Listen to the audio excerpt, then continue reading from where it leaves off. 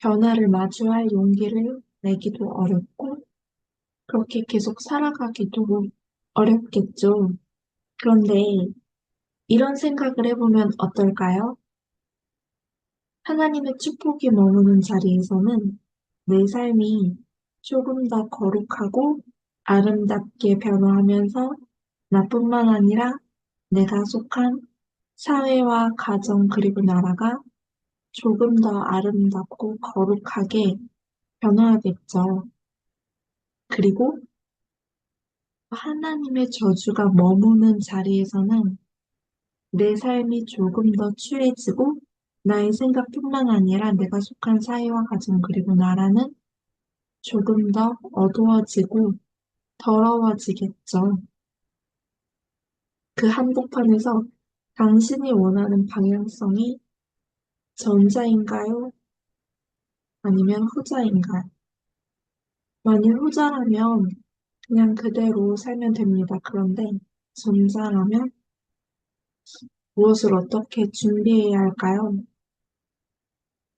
굳이 변화를 만들어내기 위한 의도가 아니더라도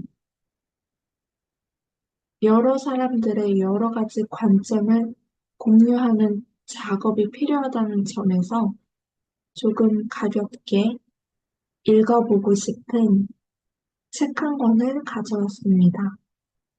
카운트다운은 시작됐다. TEN, 펜입니다. 정치학, 북한학을 공부하신 박형식님의 책입니다. 북한 주민 의식 조사에서 북한 체제가 갑자기 붕괴할 경우에 중국을 선택하겠다는 수치가 높게 나온 것으로 판명되었다고 말합니다.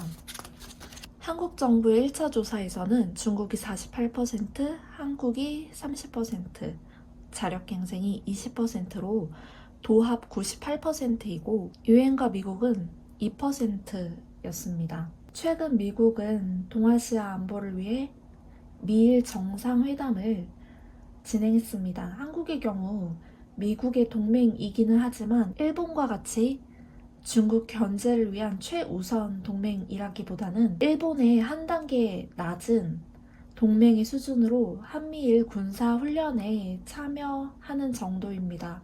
중국의 우방국 러시아는 자꾸 남하하면서 경제적, 군사적 영향력을 확대하고 있고 북한의 동맹국이라고 언급하는 이슬람 무장단체 하마스는 이스라엘과 아직도 전쟁 중입니다.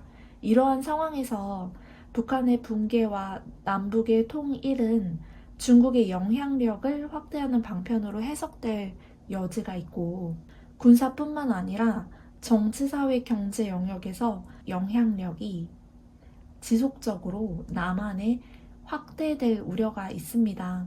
국제 질서의 관점에서 볼 때 북한의 붕괴와 남북의 통일이 어떤 유익이 있는지 리더십들에게 납득할 만한 설명과 대안이 필요하다고 생각합니다.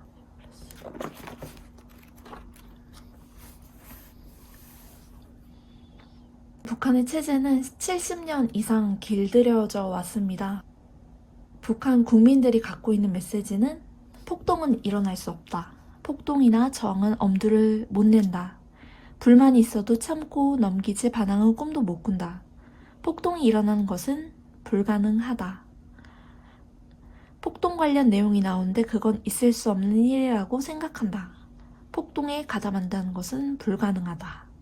라고 해서 자유를 선택할 수 없다라는 메시지가 굉장히 주입이 되어 있고 이런 메시지를 통하여서 만들어진 행동의 체계 안에 갇혀 있는 것을 알 수가 있어요.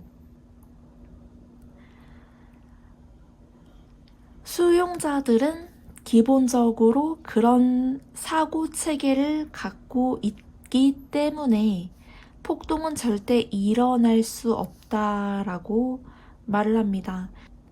우리는 우리가 하는 생각이 메시지를 만들고 틀을 만들고 프레임을 만들고 행동을 결정한다는 것을 인지해야 합니다. 북한 사람들은 자유를 누릴 수 없고 자유를 누리고자 하는 메시지와 생각을 가지면 곧 죽음을 연상하는 삶을 살게 됩니다. 성경에서 보면 이스라엘 백성들이 출애굽하는 장면이 나옵니다. 애굽에서 400년간 종살이했던 이스라엘 백성들이 바로의 명령을 거절하고 하나님을 예배하기 위해 출애굽했던 기록이 있는데요.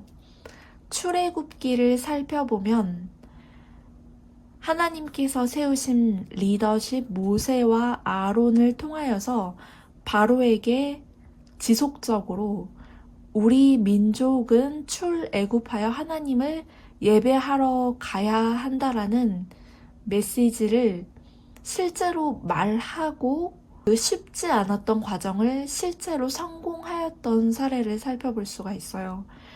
물론 현재 70년 이상 길들여진 북한의 국민들이 자유를 얻기 위해 많은 어려움들을 무릅쓰고 그 자유를 선택했으면 좋겠다라고 하는 것은 실제로 실현하기에는 좀 어려운 일인지 모릅니다. 하지만 우리가 무슨 생각을 하고 무엇을 갈망해야 변화를 실제로 체험하고 경험할 수 있을지 생각해 보는데 물방울 한 방울과 같은 그러한 미미한 영향력일지라도 그 가운데 함께 했으면 하는 바람입니다.